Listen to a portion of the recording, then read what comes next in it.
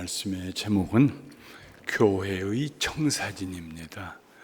모든 건축하는 분들은 청사진을 가지고 있어요. 하다못해 원두막 하나를 지어도 넓이는 어떻게 할까, 높이는 어떻게 할까, 올라가는 사다리는 어떻게 할까, 머릿속에 그림이 있어요.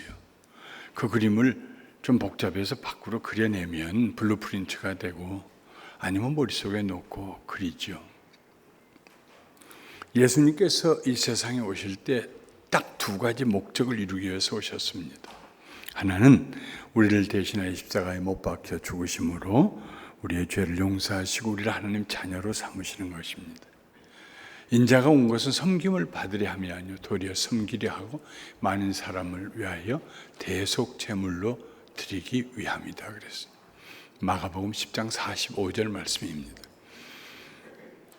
십자가 위에서 죽으시는 일, 부활하시고 죄인들을 함께 음부에서 건지시고 구원에 이르게 하신 그 일이 첫 번째 목적이에요. 두 번째 목적은 교회를 세우는 것입니다. 물론 병든 자도 고치시고 말씀도 가르치시고 기적도 행하시고 했지만 그것은 그 당시 필요한 것을 하신 것이고 영원히 있을 것, 예수님이 오심으로 이 지상에 이전에 없는 새로운 그리고 영원한 두 가지 일을, 계속될 두 가지 일을 하셨는데, 하나는 예수 믿고 구원받아서 하나님 자녀가 되는 일을 십자가에서 하셨고, 다른 하나는 그의 몸된 교회를 세우시는 일을 하셨습니다. 오늘은 예수님 말씀 속에 내가 내 교회를 세우리라 하셨는데 어떤 교회를 세우려고 하셨는가, 예수님은 어떤 청사진을 가지고 계셨을까에 대해서 세 가지로 말씀을 드리려고 합니다. 첫째로, 예수님이 세우시는 교회는 하나님의 계시가 임하는 교회입니다. 하나님의 계시가 임하는 교회. 제자들에게 물으십니다. 너희는 나를 누구라 하느냐? 베드로가 대답했습니다. 주는 그리스도시요 살아계신 하나님의 아들이십니다. 아무도 예상하지 못한 대답입니다. 아마도 베드로 자신도 그 말 해놓고 깜짝 놀랐을 것입니다. 내가 지금 무슨 말을 하고 있지? 예수님께서 베드로에게 말씀하셨습니다. 봐 요나의 아들 시몬아, 네가 복이 있도다. 왜 복이 있습니까?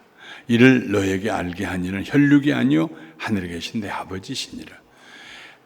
세상에 있는 사람들이, 교사가, 스승이, 이웃이, 부모님이 너에게 이걸 알게 한 게 아니다. 뭘 알게 한 게 아닙니까? 주는 그리스도이시오, 주는 메시아이십니다. 그리고 살아계신 하나님 아들이십니다. 이건 세상에 누구도 알 수 없는 것이다. 하늘에 계신 내 아버지가 너에게 알게 하신 것이다. 그래서 나는 복이 있다 하는 말씀입니다. 계시는 우리가 전혀 모르고 있던 진리를 보여주시고 깨달을 수 있도록 이해시켜 주시고 믿고 고백할 수 있도록 도와주시는 하나님의 초자연적인 능력입니다. 우리가 모르는 진리를 깨닫게 하세요. 이해하게 해주세요. 믿게 해주세요. 그러므로 계시는 그냥 하나님께로부터 우리에게 오는 어떤 지식이 아니라 그 지식을 깨닫게 하시고 믿게 하시고 고백하게 하시고 그 지식에 의해서 살게 해주시는 전체적인 그런 하나님의 능력이에요. 그게 계시입니다. 오늘 교회 나가는데 오른쪽 양말은 빨간색 신고 왼쪽은 파란색 신고, 왜 그렇게 신고? 이건 그게 유행이에요? 아니요.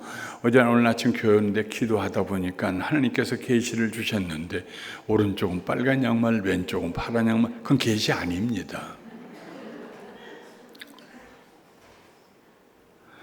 하나님의 계시는 곧 하나님의 말씀입니다. 하나님 지금도 성경을 통해서 우리에게 말씀하십니다. 성경은 흰 종이에 적혀 있는 검은 글씨가 아닙니다. 열린 마음으로 성경을 읽는 성도들에게는 그 말씀 속에 담겨 있는 능력이 있어요. 그 말씀을 읽다가 그 말씀이 나를 사로잡아요. 붙잡고 놓아주질 않아요. 회개시키세요. 믿음을 얻게 하세요. 꿈을 꾸게 하세요. 하나님 말씀은 살아있는 말씀입니다. 강력한 영적 에너지가 성경으로부터 흘러나옵니다. 마치 뜨거운 용광로에 구부러진 쇳덩이를 넣어 다시 반듯하게 펴는 것처럼 하나님 말씀이 우리를 변화시킵니다. 바울은 디모데후서 3장 16절부터 17절에 이렇게 기록했습니다. 모든 성경은 하나님의 감동으로 하나님에서 입에서 나오는 입김으로 된 것으로 교훈과 책망과 바르게 함과 의로 교육하기에 유익하니 이는 하나님의 사람을 온전하게 하며 모든 선한 일을 행할 능력을 갖추게 하려 합니다. 하나님의 말씀은 교훈을 우리에게 주세요. 어떻게 살아야 한다. 교훈을 주세요. 성경만 제대로 잘 읽어도 그 사람 삶이 반듯해집니다. 교훈을 주세요. 근데 그 교훈대로 살지 못하잖아요. 마찰이 일어나죠. 세상에 유혹이 오죠. 그러니까 좀 삐뚤어져요. 에이, 말씀대로 다 사는 사람이 어디 있나 하고. 그러면 성령님께서 우리가 성경 읽는 가운데서 책망을 하세요. 하나님 말씀 우리를 책망하십니다. 정말 열린 마음으로 성경을 읽으면요, 그 말씀 속에서 우리를 책망하는 음성이 들려와요. 그럼 책망이 들려오면은 회개합니다. 하나님 앞에. 잘못했어요. 죄송합니다. 회개하면 하나님께서 우리를 다시 바르게 펴주세요. 그리고 다시 의로 교육을 시켜주세요. 그러니까 성경을 읽으면은 이 선순환이 계속 나선형으로 일어납니다. 교훈을 주시고 잘못할 때 책망하시고 회개할 때 바르게 해주시고 또 교훈을 주시고 그렇게 해서 그리스도의 장성한 분량에까지 자라게 성숙하게 해 주십니다. 하나님의 성경 말씀뿐만 아니라 예배와 설교를 통해서도 우리에게 말씀하십니다. 목사님도 그러시고 모든 주의 종들이 다 그렇죠. 설교를 준비하기 전에 목회자는 먼저 이런 질문을 합니다. 이번 주일에는 주님의 자녀들에게 무슨 말씀하고 싶으세요? 내가 이런 제목으로 이렇게 멋있게 스트럭처를 만들어서 이런 예화를 갖다가 설교를 해야겠다. 아닙니다. 모든 주의 종들은 무슨 말씀하고 싶으세요? 자녀들에게. 아버지, 무슨 말씀하고 싶으세요? 그렇게 하나님 앞에 질문하면서 성경을 읽습니다. 환경을 봅니다. 인간관계를 봅니다. 그리고 음성이 들려와요. 그때 그 말씀을 가지고 설교를 준비합니다. 1983년 3월에 교회를 개척하고 2018년 5월에 35년 지나서 은퇴를 했습니다. 참 감사한 것은 아파서 한 주일도 제가 강단을 비워본 적이 없어요. 그때는 코로나 없었으니까요. 목사님 코로나 때문에 한 주일 비우셨다고 그랬는데 참 감사해요. 지나고 보면 어떻게 보면 참 여유가 없고 매번 말씀을 준비할 때마다 무슨 말씀하고 싶으세요? 아버지 하나님? 자녀들에게. 자녀들의 형편을 하나님이 잘 아시잖아요. 그리고 기다립니다. 때로는 설교를 다 준비해놓고 난 다음에 내 마음에 감동이 없어요. 종이 자기 몸을 때릴 때 울려서 듣는 사람에게 공명을 주고 그 울림이 가잖아요.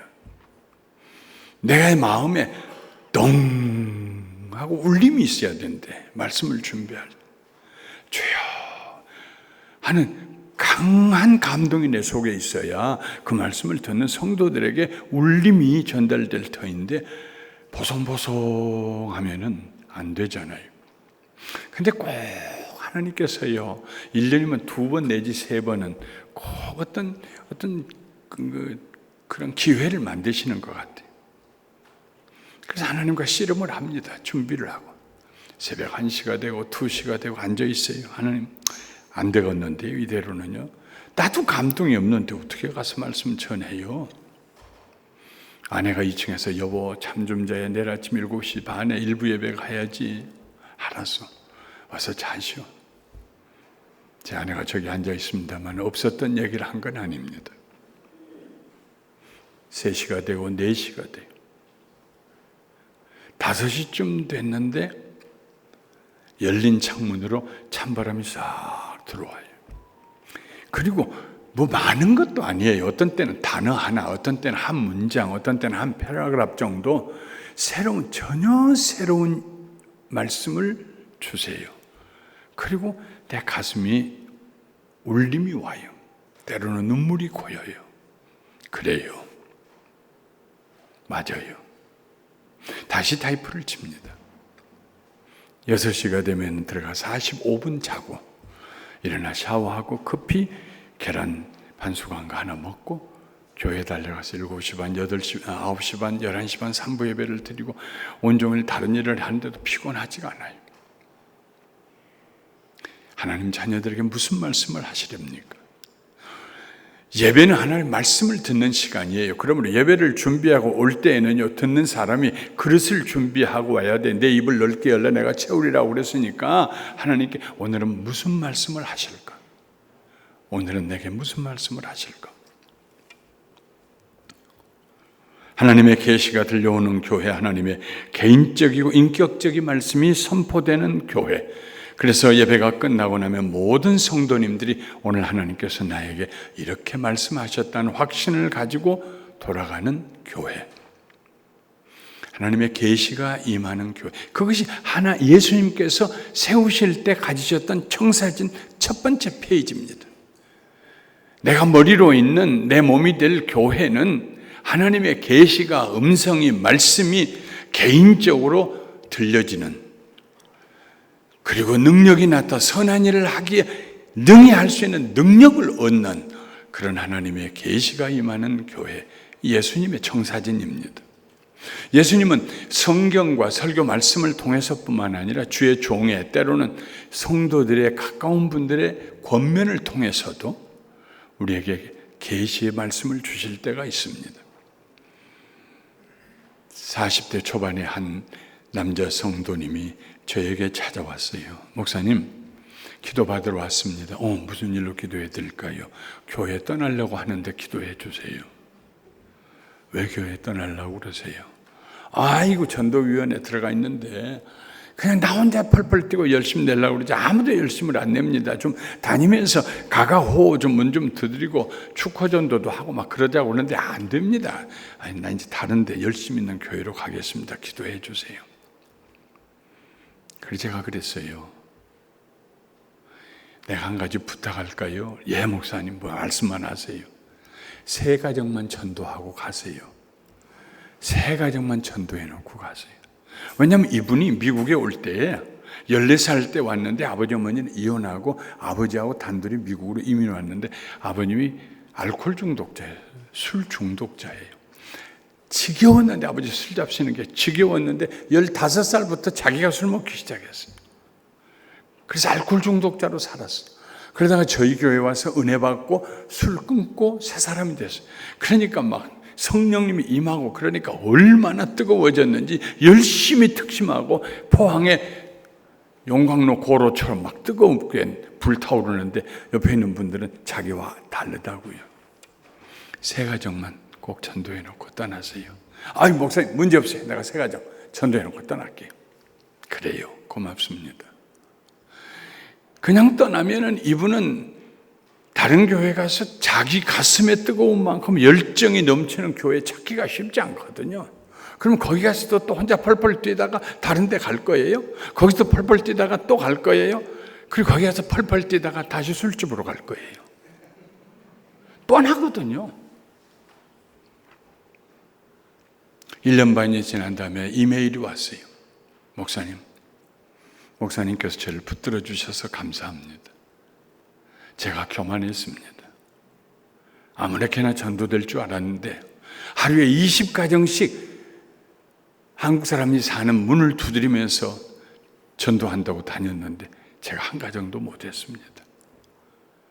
그때 제가 제 열심에 겨워서 교회를 떠났더라면 어떻게 되었을까 지금 생각해도 끔찍합니다. 앞으로 더 겸손하게 주님 섬기면서 살겠습니다. 지금도요, 지금 8년이 지났는데 지금도 여전히 전도위원회에서 열심히 일하고 있어요. 때로는 주의 종님이, 그래서 목사님이 권면하실 때 설득당하세요. 설득당하는 것이 축복입니다. 목사님이 나 망하라고 하신 말씀이겠는가? 사랑해서 하신 말씀이 알았어요. 설득당하세요. 그리스도인들의 삶은 그리스도에게 설득당하는 삶입니다. 하나님의 말씀에 설득당하는 삶입니다. 고집 부리고는 예수님 못 만나요. 하나님의 계시가 임할 때 그게 성경을 읽다가 임하든 나 하루에 10장씩 읽어야 돼. 그래서 1년이면 3번은 읽어야 돼. 아니요. 성경은 의무적으로 읽는 것이 아닙니다. 10장씩 읽을 때도 있지만 언젠가는 한 장 읽으려고 시작했는데 5절을 읽지 못해서 그 말씀이 나를 붙잡고 가지 못하게 하거든. 거기서 멈추고 묵상하고 그리고 성령님의 도우심을 구하면서 회개하고 변화되고 그것이 성경 읽기입니다. 예수님이 세우신 교회 청사진의 2번째 페이지를 넘어가면은 영적 전투에서 승리하는 강한 교회입니다. 강한 교회. 예수님을 구주로 고백한 베드로에게 예수님께서 말씀하셨습니다. 또 내가 너에게 이르노니 너는 베드로라. 내가 이 반석 위에 내 교회를 세우리니 음부의 권세가 이기지 못하리라. 베드로는 영어로 헬라어로 페트로스입니다. 반석은 페트라입니다. 둘 다 자갈돌이기도 하고 큰 돌이기도 하고 하여튼 그런 뜻입니다. 돌입니다. 다른 점이 있다면 베드로는 남성 명사입니다. 반석은 여성 명사입니다. 우리 한국에는 남성 명사, 여성 명사 없습니다. 그리고 그래서 우리 한글 쓰다 보면은 그녀라고 써야 할 때도 그 얘기하고 그냥 남성 글을 쓸 때도 있죠. 헬라어에는 남성 명사와 여성 명사 그리고 중성 명사가 있어요. 이 셋은 명확히 구별이 됩니다. 남성 명사와 여성 명사를 섞어서 쓸 수가 없어요. 남성 명사에는 남성 명사에 쓰는 동사가 있고 형용사가 있어요. 마찬가지로 여성 명사도 그래요. 중성도 그래요. 그런데 베드로는 남성 명사예요. 반석은 여성 명사예요. 교회는 에클레시아 여성 명사예요. 그러니까 예수님께서 베드로야 너는 반석이라. 내가 이 반석 위에 내 교회를 세울 때에 캐톨릭에서는 예수님께서 교회를 베드로 위에다 세웠다고 생각해요. 문법적으로 틀린 것입니다. 여성 명사인 교회 에클레시아는 반석이라고 하는 페트라라고 하는 여성 명사하고 연결이 돼야 돼요. 예수님이 교회를 반석 위에 세우셨어요. 만약 베드로 위에 세웠다면 베드로는 이랬다 저랬다 하잖아요. 심성이요. 교회가 흔들려서 지진난 것 같이 어떻게 돼요? 그러나 고백한 주는 그리스도시요 살아계신 하나님의 아들이십니다 하고 고백한 그 반석과 같은 믿음의 고백 위에, 그 고백을 하는 성도들 위에 예수님이 교회를 세워주셨습니다.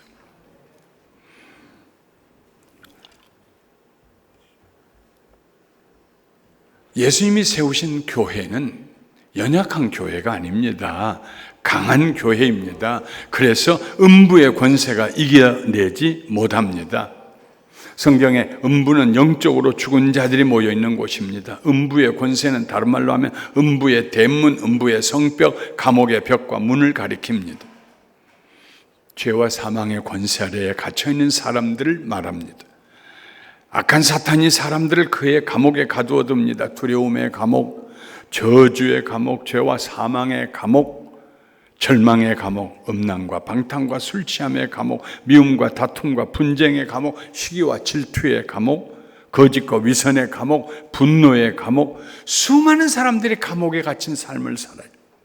수많은 사람들이. 예수 안 믿는 사람, 감옥에 갇힌 사람이에요. 내가 왜 감옥에 갇혔느냐고. 아니요. 영적으로 볼 때는 음부라고 하는 감옥에 갇혀 있는 사람들. 그리고 그 감옥을 벗어날 수가 없어요. 음부의 대문이 얼마나 강하고 튼튼한지요. 아무도 자기 힘으로 그 감옥에서 나올 수가 없습니다. 그런데 예수님께서 교회를 세우셔서 내가 내 교회를 이 반석 위에 세우리니 음부의 권세가 이기지 못하리라. 용서하세요. 그 문장만 제가 영어로 얘기해 볼게요.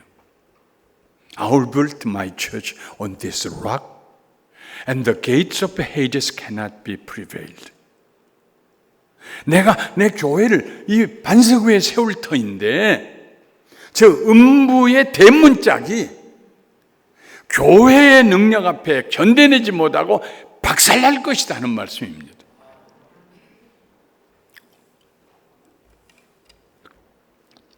오늘날 교회들이 이런 능력을 회복해야 합니다. 세상은 교회를 가리켜서 연약한 사람들, 의지가 약한 사람들, 도피처나 피난처를 찾는 사람들이 다니는 곳이라고 조롱합니다. 다른 종교는 그럴 수 불교는 그럴 수 있겠죠. 우상 숭배하는 사람들은 그럴 수 있겠죠.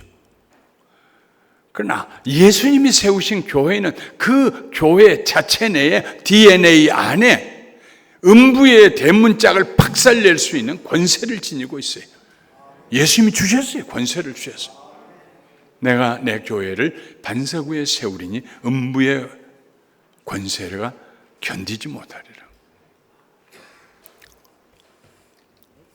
교회는 연약한 사람들이 모인 곳이 아닙니다. 교회는 강한 사람들이 모인 곳입니다. 죄를 이기는 사람, 죄를 이기는 게 얼마나 강합니까?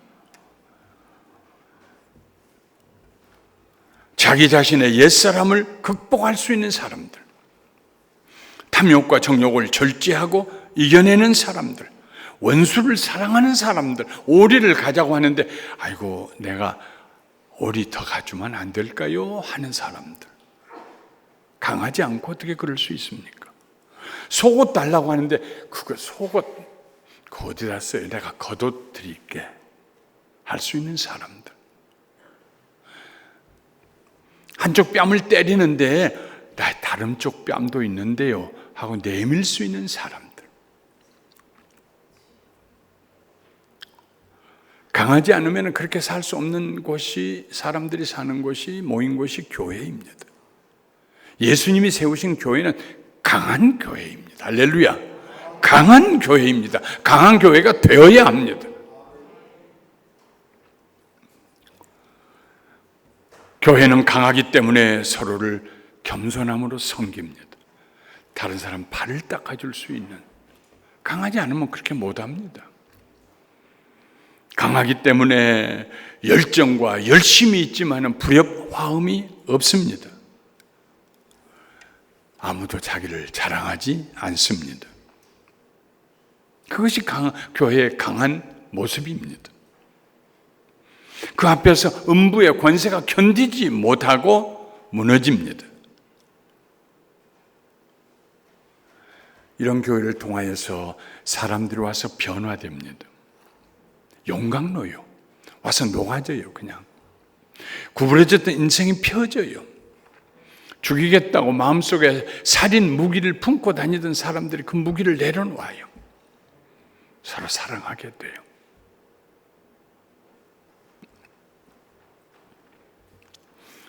한 번은 아주 서로 사랑하는 이런 부부가 결혼을 했습니다. 뭐라도 다 줄 수 있을 것 같아서 맹세를 하고 결혼을 했습니다. 근데 결혼하자 말자 문제가 하나 생겼습니다. 아주 사소한 문제입니다. 집안에 있는 쓰레기를 누가 치워야 하느냐, 이것 때문에 서로 부딪혔어요. 그건 여자가 치워야지 왜 남자가 치우면 안 돼? 여자가 치워야 한다는 법이 있어? 그래서 사소한 문제 가지고 다투다가 쓰레기통을, 집안에 있는 쓰레기통을 만지지도 않고 쌓여있는 쓰레기통을 저 도로변에다 끌어내야 차가 싣고 갈 터인데 둘 다 서로 만지질 않는 거예요. 그게 어디까지 이르렀냐면 돈을 주고 사람을 고용해서 쓰레기를 치우자까지 갔어요. 그러니까 이게 서로 사랑하는 하고 결혼한 부부가요 왼수같이 되고 말았어요. 그러던 차에 그 남편이 어떤 사람의 인도를 받고 교회에 나가게 되었습니다. 교회를 나가는데 말씀을 듣고 은혜를 받고 나는데 성령님께서 말씀하시는데 순종해야 한다 하는 그런 마음을 주시더래요. 그래서 주님, 나 예수 믿겠습니다. 내가 뭐든지 순종하겠습니다. 내가 뭘 순종하기를 원하세요? 그런데 성령님께서 마음속에 쓰레기통, 그것만 빼고 순종하겠습니다. 아니야, 그거여야 돼. 그거 말고 다른 것, 더 큰 거 말씀하세요. 제가 순종할. 아니야, 쓰레기통이야. 그래서 결국은 쓰레기통을 치우기로 순종하고 집에 가서 쓰레기통을 치웠어요. 아이고, 교회 나간다고 그러더니 쓰레기통 치워 이제 나를 이제 매니플레이트해서 나를 조종해가지고 뒤에서 조종해서 나 교회 나가게 하고 자기 말 잘 듣는 그런 유순한 아내 만나려고 그러는 거지. 내가 거기 속을 넘을 것 같아? 언제까지 하는가 보자. 근데 한 달을 말도 않고 쓰레기를 갖다 버려, 2달을 버리고 3달을 버리고 6달이 됐는데도 말도 않고 쓰레기를 다 치워 남편이. 어떻게 견디겠어요? 결국 울면서 나도 당신 따라 교회 좀 가보지. 자, 성도들은 강합니다. 왜요? 내 속에 계신 성령님이 강하시기 때문에. 우리가 복음 전하는데 우리가 무슨 말 잘해서 사람들이 예수 믿습니까? 바울도 그랬어요. 내가 복음을 전하는데 내 말에 능력이 있지 않고 하나님의 능력에 나타나심으로 성령님께서 사람을 변화시키고 교회로 인도하는 것이지요. 누구 말해가지고 설렁탕 몇 그릇 사줘가지고 교회 오고, 기독교는 그런 종교가 아닙니다. 교회를 개척하고 2년쯤 되었어요. LA에서 다운이라는 곳으로 내려왔습니다.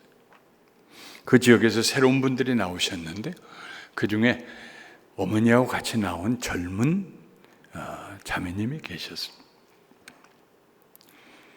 그 자매님이 하루는 저한테 와서 그래요. 목사님, 우리 아버님이 나이가 70이신데 아무리 얘기해도 교회 안 나오십니다. 그런데 목사님이 와서 말씀하시면 교회 꼭 나올 것 같아요. 근데 저는 기독교 가정에서 쭉 자랐기 때문에 중간에 이렇게 어떤 체험을 하고 확 변해서 되지 않았기 때문에 막 다른 사람의 앞에 가서 막 강하게 복음 전하고 개인 전도하고 그런 게 좀 약해요. 좀 유순하게 밋밋해요. 근데 내가 하면 꼭 믿겠대요. 나는 내 마음에 자신감이 없는데. 그러니 그분의 믿음 때문에 어떻게 해요? 제 아내하고 같이 8월 중순에 뜨거운 햇빛이 내리쬐는 여름에 그 집을 방문했습니다. 수요일로 기억이 돼요. 들어가니까는 양탄자 마루에 앉아 계시더라고요. 들어가면서 그랬습니다. 김 선생님, 안녕하십니까? 저는 따님하고 어머님이 나오시는 교회, 새로 이쪽으로 이사 온 교회의 김영길 목사입니다. 그랬더니 이분이 나를 앉아서 이렇게 쳐다보더니 대답도 안 하고 완전히 말도 안 하고 그래요라는 응답도 없이 고개를 획 돌리고 앉아 계세요. 이거 첫 단추부터 잘못 끼웠구나. 그래가지고 옆에 앉았습니다. 김 선생님, 교회 나오세요. 가까워요. 일 없어. 나는 내 친구 딸년이 결혼한다고 그래서 가봤더니 그게 교회라고 합니다. 그게 처음이자 마지막이요. 우리는 다 죄인입니다. 우리가 죄 용서함을 받아야지요. 나는 남에게 죄 진 적도 없고 남이 나에게 죄 짓게 한 적도 없어. 무슨 말을 하면 조금 뜸을 들인다거나 그래요 라고 추임새를 넣거나 그래야 내가 다음 말을 준비를 해야 할 거 아니겠어요. 이건 마치 탁구 치듯이 핑퐁이 뭐 말하면 톡 하고 쏘아붙이시는데 내가 그냥 코너에 몰리는 거예요. 점점 그냥 호흡이 가빠지고. 그래서 마지막에 제가 하는 얘기가 무슨 말을 했겠어요? 사람은 다 세상 떠나게 됩니다. 천국 가셔야죠.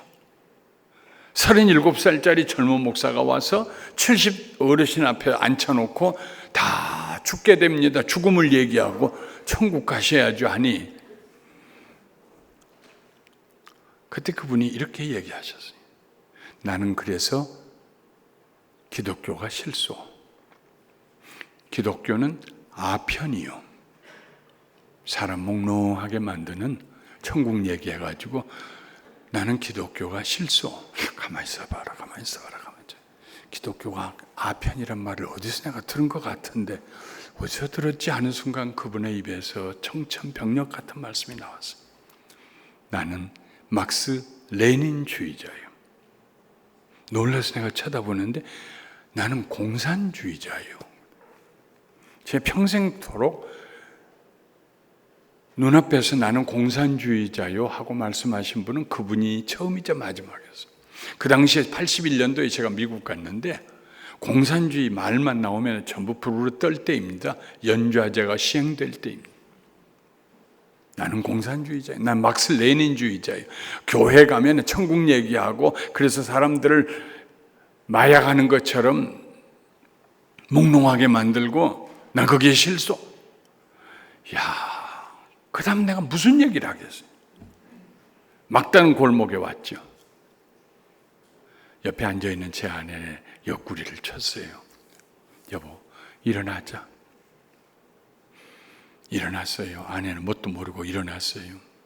찬송 한 장도 못 불러보고 기도도 못 해보고 그냥 일어났어요. 가자, 여보. 어머니하고 따님은 큰 장반에다가 그냥 과일을 깎아가지고 지금쯤은 자기 아버지가 지금 김영길 목사님 앞에 KO를 당해가지고 예, 이번 주일 교회 나가겠습니다 하고 있을 거라고 생각하고 오는데 내가 일어나니까 목사님 왜 일어났어요? 예, 갑니다. 밖에 나왔어요. 툇마루를 나오면서 뜨겁게 쪼이는 햇볕을 바라보면서 제가 천장을 하늘을 바라보면서 마음으로 그랬어요. 내가 그러니까 목사 안 된다고 했잖아요. 보기 좋으세요? 이렇게 그냥 무참하게 깨지고 보기 좋으세요? 나 목사 안 된다고 그랬잖아요. 그 주일, 목요일, 금요일, 토요일 얼마나 좌절했는지 몰라요. 준비 안 된 목사, 능력도 없는 목사. 그래서 주일이 되니까 예배는 인도해야 되지 않겠습니까? 그래서 가서 예배를 인도하고 눈을 들어서 그때 교회에 그 미국 교회 빌려보고 있는데 교인들은 한 150명 될 때인데 저 이렇게 나가는 문이 하나밖에 없어요. 그래서 이렇게 보는데 내가 잘못 봤지 하고 다시 보니까 왼편으로 뒤에서 세 번째 줄에 그 공산주의 아저씨가 와서 앉아 계셔.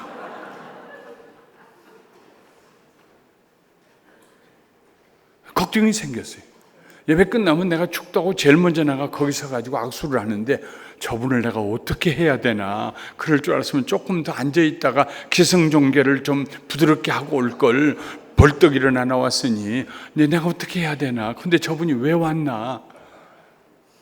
근데 고맙게도 축도하기 전에 떠나셨어요. 그 다음 주일 또 나오셨어요.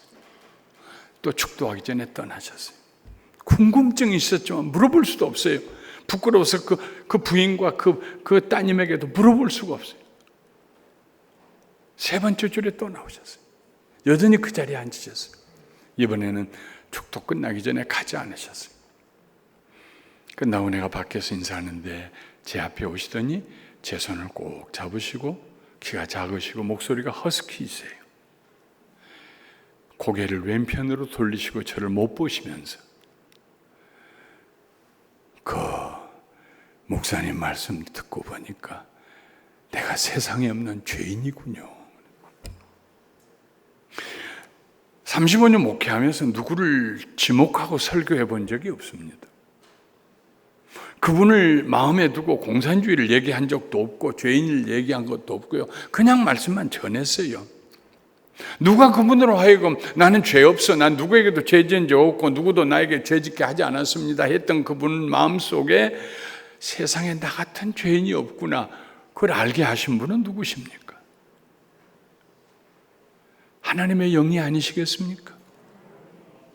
세상에 전도하러 갔다가 목사가 말도 제대로 못 해보고 예배도 못 드리고 그리고 벌떡 일어나서 나왔던 정말 쓸모없고 준비도 안 돼 있고 그런 목사, 그가 가서 예수 얘기 몇 마디 한 것밖에 없는데 어떻게 해서 나왔는지 모르는데 나와서 자기가 죄인이라고 고백하고 17년 동안을 저희 교회에서 집사님으로 잘 섬기다가 87세에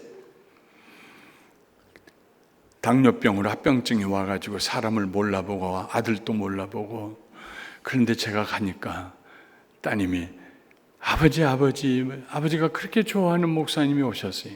예배 끝날 때마다 내 손 붙잡고 제일 먼저 나오시면서 오늘 은혜 많이 받았습니다 하시던 그분이.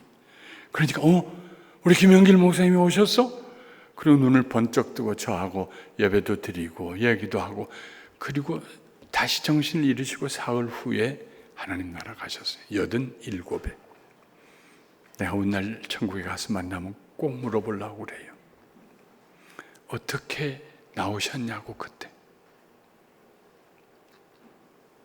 지금도 그 부인과 그 따님이 우리 교회 다녀요.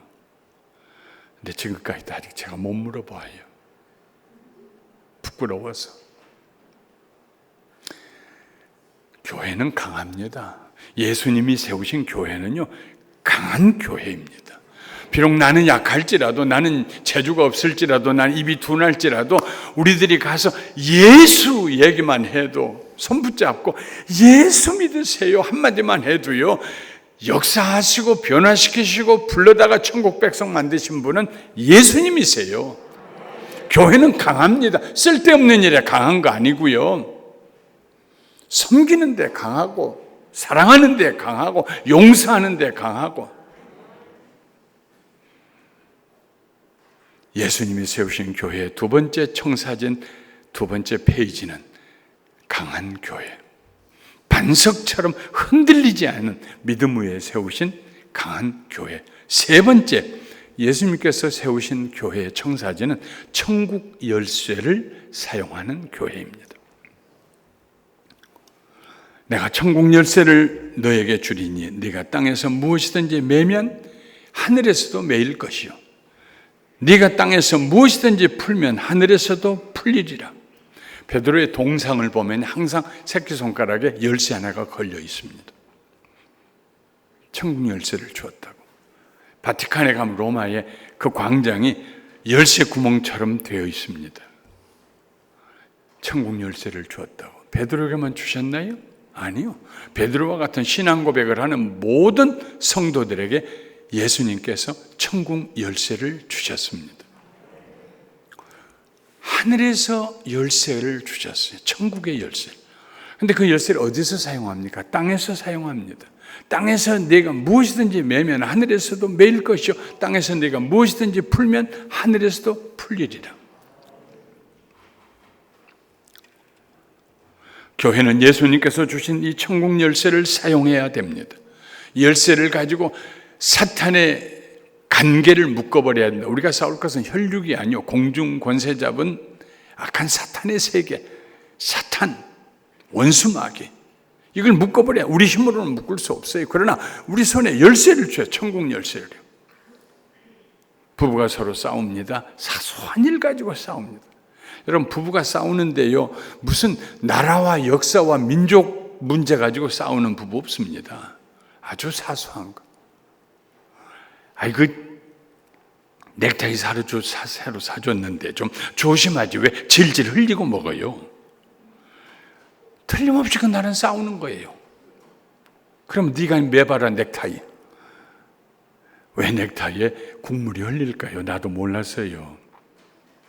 나이 들면은요, 이 얼굴에 근육이 늘어져요. 약하게 돼요. 그래서 모르는 사이에 이게 자꾸 이렇게 탁 문이 닫혀져야 되는데, 이게 그러니까 이 안에 있던 것이 흘리는 거예요. 그 자연현상이에요. 걱정되시거든 앞치마 하나씩 꼭 가지고 다니시다가 식당에서 식사할 때 남편 해주세요. 저도 이렇게 얘기하다 보면은 이렇게 벌리고 있대요. 제 아내가 턱을 올리라는 얘기요. 왜 여성들은 이 근육이 튼튼해가지고 안 떨어지는데 남성들은 그게 떨어지는지 모르겠어요. 여성들은 말을 세게 해서 아마 근육이 튼튼한 것 같아요. 사소한 일 가지고 다퉈요. 한 번 양보하면 되는데 양보 안 하고 엎치고 덮치고 친정도 끌고 오고 시댁도 끌고 오고 친구도 끌고 오고 뭐 별거 다 끌고 와서 마지막에는 막 그만 살자 얘기가 나오는데 시작 보면은 정말 하찮은 거예요. 그러나 그리스도의 사람들은요, 뭐가 다릅니까? 세상 사람들하고 손에 천국 열쇠가 들려 있어요.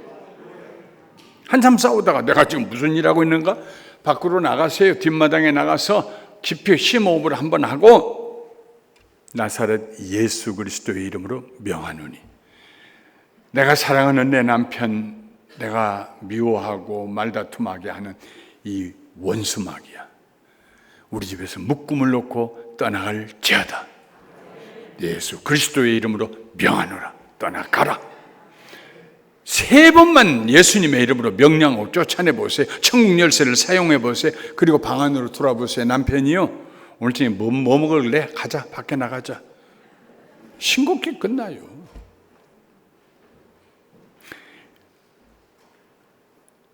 어떤 사람이 열쇠를 뭐 가로등 밑에서 막 찾고 있습니다. 밤에 풀밭을. 그래서 지나가던 사람이 뭐 잊어버렸어요? 예, 열쇠를 잊어버렸어요. 아이고 저런. 그래서 같이 한참 찾아주었어요. 없어요. 어디서 잊어버리셨는데 그러세요?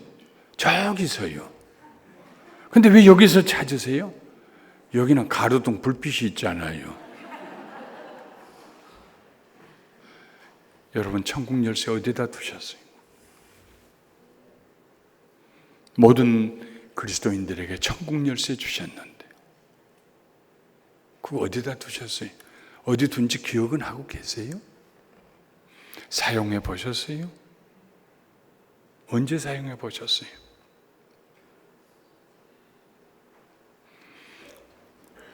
은퇴하기 한 3년 전에 전도사님하고 신방을 갔다 오는데 그 전도사님, 목사님 오후에 식사를 하고 오는데 오후에 다른 약속이 있으세요? 없는 것 같은데 왜요? 그 어느 집사님 댁 좀 같이 한번 신방 가시면 안 될까요? 가지. 왜요? 요즘 교회를 안 나와요. 아주 깊은 우울증 환자입니다. 30년 이상을 우울증을 앓고 있는 분이요. 심하게 되면은 이불 뒤집어 쓰고 넉 달 교회 안 나와요. 뒤늦게 알고 가서 신방하고 용기를 주고 찬송을 힘차게 부르고 안수하고 기도하고 나면 또 아주 밝은 얼굴이 돼가지고 또 다시 교회에 출석해요. 그렇게 또 한 1년 다니다가 다시 또 이렇게 가라앉고 아주 심한 우울증을 앓고 계세요. 뿐만 아니라 그 따님도 버클리를 졸업한 수재인데 갑자기 우울증이 와서 어머니하고 똑같이 어머니보다 더 심해져서 신체적으로도 데미지를 입고, 그래 갑시다. 또 우울증이 왔구만. 아주 기도하면 말이죠. 그 딱 구름 거치듯이 우울증 사라지고 그럼 얼마나 좋겠어요. 근데 안 돼요. 안 될 때가 있어요. 하나님 능력이 없어서겠어요? 제가 능력이 없어서겠죠. 집사님 일어나야죠. 그리고 찬송하고 기도하고 안수기도를 해주고 이제 일어나 교회 와야 돼요. 예, 목사님. 그리고 일어나는데 목사님 이건 말하면 안 되는데, 그래서 우울증 환자가 할 말을 안 하고 있으면 얼마나 답답하겠어요. 그래서 하세요. 걱정하지 말고 하세요. 내가 기도해드리고 내가 잘 비밀을 킵할 테니까 하세요. 안 돼요, 목사님. 얘기하면 안 돼요. 아니, 하세요. 안 돼요. 하세요 하고 내가 다시 자리 잡고 앉았어요. 하시라니까요. 하지 말라고 그랬는데요. 이거 제3자가 개입됐네? 하지 말라고 했는데요.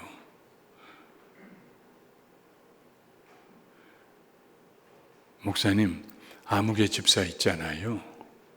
예, 아이고 그 집사님이 참 착한데 뭐 때문에 이분의 마음을 상하게 해서, 그래서 이분이 하고 싶지 않는 얘기를 가슴에 품게 했을까? 말해봐요. 그래서요. 목사님, 나 그 집사님 없었으면은 벌써 무슨 일 저질렀을지 몰라요. 깊은 우울증을 앓고 있는 환자가 저지를 수 있는 일이 뭐겠어요?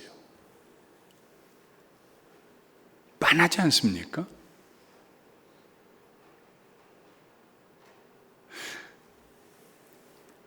내가 입 다물고 들었어요. 무슨 얘기를 하는 거야.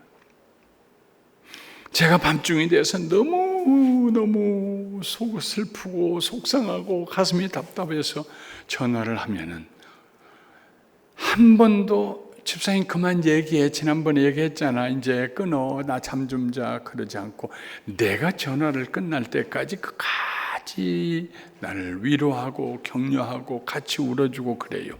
새벽 2시에 전화하면 4시까지, 4시에 전화하면 동틀 때까지 한 번도 나를 거절한 적이 없어요. 집에 와서 모든 여인은 다 아름답고 싶은 거라면서 제 딸을 데리고 나가서 사우나에 가서 목욕을 하고 미장원에 가서 머리를 해주고 그리고 네일샵 손톱 만져주는 곳에 가서 이쁘게 손톱을 하고 데리고 와요. 목사님, 요즘 우리 딸 명랑해졌죠? 그렇네. 많이 명랑해지고 그런 것 같아. 교회도 잘 나오고. 그 집사님 때문에요. 스치듯 순간적으로 나라면 어떻게 했을까 생각을 했습니다. 새벽 3시에 전화 와가지고 목사님 나 못 살겠어요 하면은 30분도 안 돼가지고 집사님 믿음 가져야지, 담대해야지, 나 내일 새벽 기도 가야 돼, 그만 끊자. 나 같으면 그러지 않았을까? 어떻게 된 연고로 그 집사님은 본인이 전화를 끊을 때까지 끝까지 격려하고 붙잡아 주었을까? 목사님, 나 그분 아니었으면 무슨 일 저질렀을지 몰라요. 지금까지도 7년, 8년이 지난 지금까지도 얘기 안 했어요. 하나님 아시고 축복하시는데 목사가 가서 뭐 칭찬할 필요가 뭐가 있어요. 천국 열쇠를 사용해서 우리에게 그 열쇠 쓰라고 예수님이 주셨거든요. 교회에서, 일터에서, 여러분 주변에서 사탄은 묶어버리시고 천국 창고는 열어서 천국의 축복이 임할 수 있도록 내가 너희에게 천국 열쇠를 주노니 네가 땅에서 무엇이든지 매면 하늘에서도 매일 것이고 네가 땅에서 무엇이든지 풀면 하늘에서도 풀리리라. 찬송가 96장은 1900년대 초에 청주 지역에서 40년이 넘게 선교와 사로 활동하시던 F.S. 밀러, 한국 이름으로 민로아입니다. 그분이 영어로 작사하고 연세대를 세우신 언더우드 박사님이 한국어로 번역한 찬송이 96장입니다. 이 찬송가의 가사에는 우리가 천국 열쇠를 사용할 때 어떤 일이 일어나는지 자세히 담겨 있습니다. 예수님은 누구신가? 우는 자의 위로와 없는 자의 풍성이며 천한 자의 높음과 잡힌 자의 노임되고 우리 기쁨 되시네. 예수님은 누구신가?